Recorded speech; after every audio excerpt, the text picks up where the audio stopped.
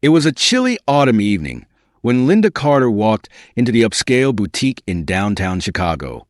She had just finished a long day at work and was looking for a dress to wear to a prestigious gala that weekend. As she entered the store, she couldn't help but notice the wary glances from some of the staff. She had grown accustomed to it. Being a black woman in certain places came with unspoken assumptions.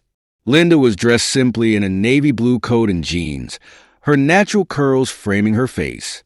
She had an air of quiet confidence, but the moment she stepped toward the display of elegant evening gowns, a young cashier behind the counter sneered in her direction. "May I help you?"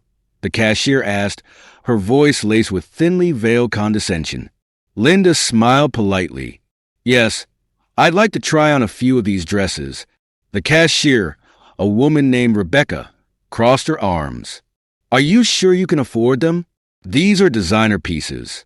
They cost more than your paycheck." Linda felt a familiar sting in her chest, but she remained composed. "I don't think that's for you to assume," she responded calmly.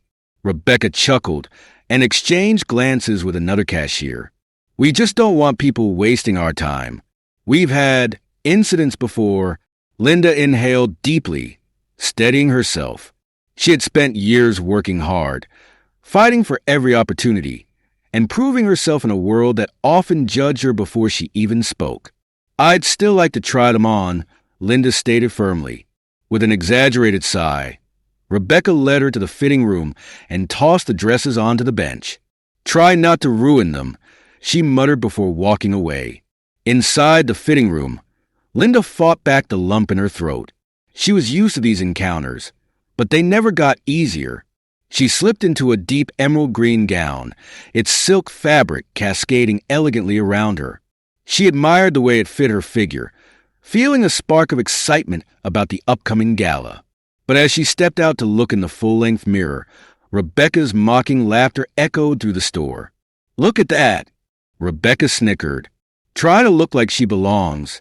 A few other customers turned to see the commotion, their eyes flickering with discomfort. Linda stood tall, her head high, refusing to shrink in the face of blatant disrespect. At that moment, the store manager, an older woman named Janice, stepped forward. "Is there a problem here?" Rebecca smirked. "No problem. Just making sure our clientele is suitable." Janice's face hardened. "I see. And do you know who this is?" Rebecca rolled her eyes. "No." Some woman who clearly walked into the wrong store. Janice turned to Linda, her expression one of both regret and respect. "Ms. Carter, I deeply apologize. I can assure you this is not how we treat our customers." Rebecca's face paled. "Ms. Carter's," Linda sighed, taking a step forward. "Yes, Linda Carter, CEO of Carter Enterprises, one of the largest luxury retail chains in the country. And, coincidentally, I was considering purchasing this very store." The color drained from Rebecca's face completely. Her smug expression vanished as the weight of her mistake settled on her. I didn't know." Linda folded her arms. "And yet you assumed. You saw a black woman and immediately decided I didn't belong. Tell me, is that the kind of service you provide all your customers?" Rebecca stammered. "I didn't mean it like that. I just thought." "You thought I was beneath you," Linda interrupted, her voice unwavering. "And that assumption is exactly why people like me have to work twice as hard to prove we belong in spaces that should be open to everyone." The entire store had fallen silent. Other employees watched with bated breath. And even customers seemed to hold their own judgments about Rebecca's actions.